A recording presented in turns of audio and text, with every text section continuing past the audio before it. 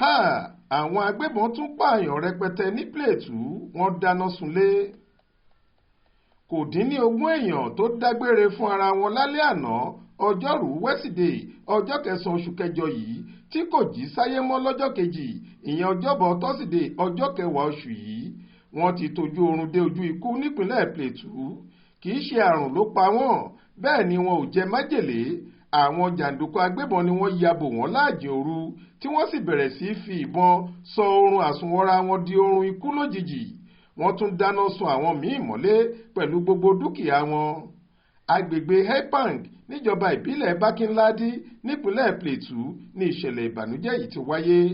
Aláròyé gbọ́ pé ó tó àwọn èèyàn bíi 10 tí Ọlọ́run kó yọ nínú àjálù burúkú yìí, àmọ́ ọ̀pọ̀lọpọ̀ wọn ni wọ́n fara gbọ́ta ìbọn táwọn míì sì ṣèṣe níbi tí wọ́n ti ń forí jágbó láti sá àsálà fẹ́mi wọn.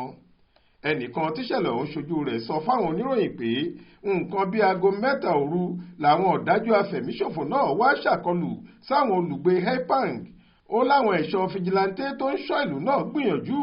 Wọ́n kó àwọn agbébọn ọ̀hún lójú, wọ́n sì yìnbọn mọ́ wọn láti lé wọn sá.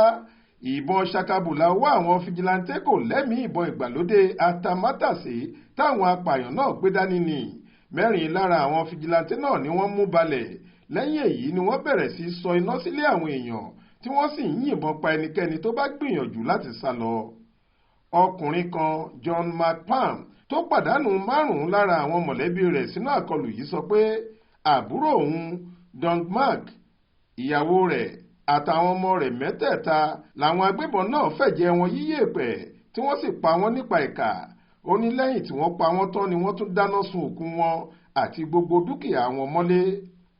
Alukoro iléeṣẹ́ ọlọ́pàá ìpínlẹ̀ Plateau, DSP Alfred Alabo, ti fìdí ìṣẹ̀lẹ̀ yìí múlẹ̀. Ó láwọn ti ró ètò ààbò agbègbè náà lágbára, àwọn sì máa ṣiṣẹ́ gidigidi láti tọpasẹ̀ àwọn apanijayé ẹ̀dá náà táwọn yóò sì rí i pé wọ́n jìyà ìwà ìkà tí wọ́n hù yìí gẹ́gẹ́ bó ṣe wí. Faith Adébọ́lá ló ń jábọ̀ ròyìn fún iléeṣẹ́ tẹlifíṣàn Aláròyé online.